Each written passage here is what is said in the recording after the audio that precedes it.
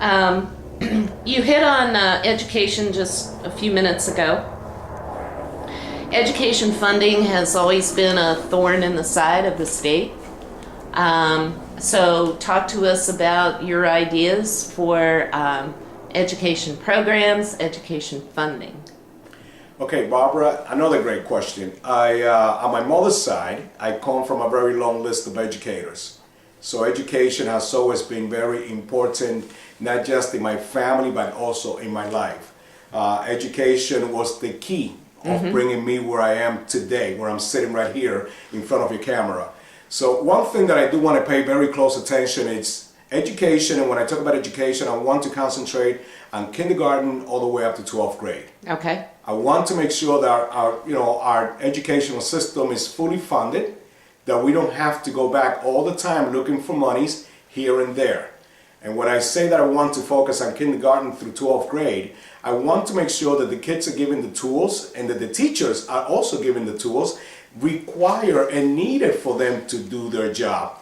I want to make sure that when our children graduate high school, they don't have to step into college or university and now having to start taking remedial courses just to get started. Because that's a waste of funds, it's a waste of time, it's a waste of everything. Because now we need to question ourselves, what were we doing for the last 12 years?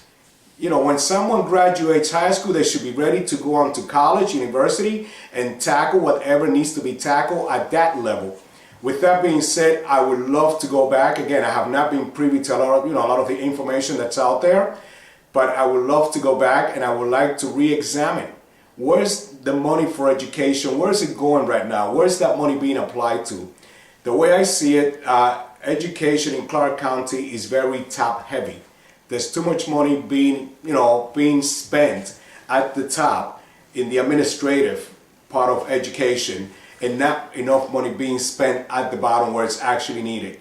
Our main focus should be our children, because they are the future of our state, okay?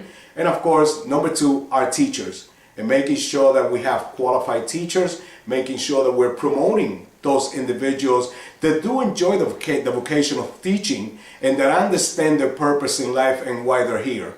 And, again, there's a lot of things that we could look at. But the number one thing that I want to focus on is, let me look, how is that money being applied? And let's be that much more transparent so that everyone out here, so that the taxpayers can see where the money is going to. Instead of just throwing numbers out without even knowing, okay, where is this going to and where is that going to? And then turn around and asking the public, oh, we need more money because we don't have money. Well, some people say that part of the funding problem in especially Clark County School District, are the unions, the teacher unions. How do you respond to that? You know what? I'm not necessarily one of them. I'm just saying some people say that. Again, it's a great question, and it's a great point. And I can see where people can be upset at the union. And I think what the union have to do is they have to sell their message a little different. They have to sell the message and letting people know it's not about the union, it's about the individual teacher, it's about that member of that union. So if we break down the union, if we break it down to its nearest common denominator, we're going to find one thing out. This happens to be my next door neighbor on either side. It's my neighbor across the street. It's my neighbor behind me. And guess what? These are educators, and these are the people that we have charged with the education of my child, your child, our children. So it's easy to blame the unions? Of course it is. It's always good to find a scapegoat. But is that the only answer? Is that the only blame that should go around? No, that should not be the only blame to go around. The union should not be made, the scapegoat as to this is the problem with education in Clark County. Let's look at the administrative side. And again, I go back to the administration, because the administration, for me, it's my view, it is too top heavy. There are too many people doing the same job one time, two times, three times. You know what?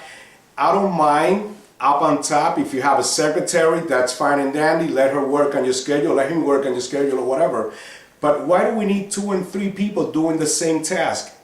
Why do I need 2 and 3 people scheduling, my days for me?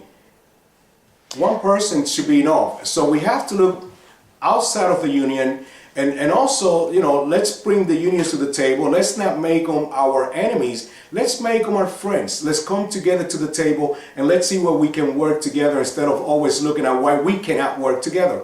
Okay. Some people say we can improve on our dropout rate of about 67% of seniors not graduating from high school if we just increase funding. Again, it's just increasing funding is not the answer. We have to look at the different factors that actually can have an impact on a child's life. Let's look as to what's going on in their home. Let's look at, you know, parent involvement in a child's education. I mean, there's so many things that just throwing money at the problem is not necessarily the answer. Yes, money is always good. And yes, we should always try to seek. But before we go out and we start throwing money all over the place, let's actually focus as to what is the problem. Let's identify the problem. Let's identify that issue before we start throwing anything out. I can tell you that from my own personal experience, my parents' involvement in my sister and my education was a tremendous, you know, aspect of our education. And again, I will remind you, we came out here in 1967. We had to learn a new language. We had to embrace a new culture. There was a lot of things that we needed to embrace. And guess what? We were able to do all of that. Right. And why? Because there was involvement not just from our teachers, not from the principal in the school, but there was involvement from everyone and also the community. You know, parents looking out for somebody else's kids, making sure that there's always someone out there and there's an omnipresence where children are constantly being kept in check. And we have to do that. But then again, as a community, as a neighborhood, as a state, we have to bring, you know, our conscience. We have to, you know, raise our conscious level to, hey, you know what? It's not just take the kids and drop them off at the school, because it's just like dropping off anybody at a building. We need something more than just a structure. We need something else, and that is human connectivity, the human touch, and we need each other in order to help our children. Okay.